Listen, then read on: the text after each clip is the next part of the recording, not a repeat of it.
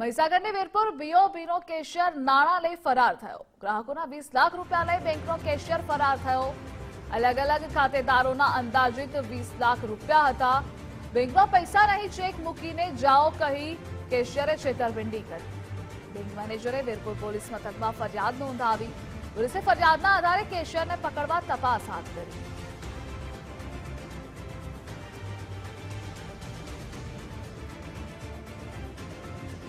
એવું કીધું કે તારે પેમેન્ટ નથી તો હું તમને ફોન કરું, પેમેન્ટ આવે ગાડી આવે એટલે તમને ફોન કરીને બોલાવીશ। એ રીતે મોબાઈલ નંબર લખાવ્યો, પાછળ ચેક આપીને જતો રહ્યો। સાહેબે લગભગ અંદાજે 4:30 વાગે અમે ફોન કર્યો 11 તારીખે કે પૈસા આવ્યા નથી, એટલે આવતીકાલે શનિવાર, રવિવાર અને સોમવારની રજા છે, એટલે મંગળવારે સવારમાં આવજો।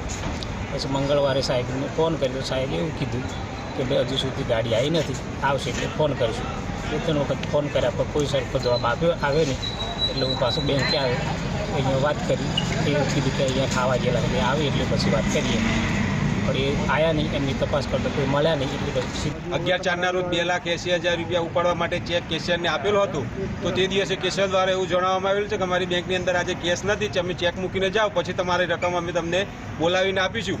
અમે બેંકના કેશિયર હોવાના નાતે અમે એમના ઉપર ભરોસો મૂકી અમારો ચેક બેંકની અંદર આપેલો।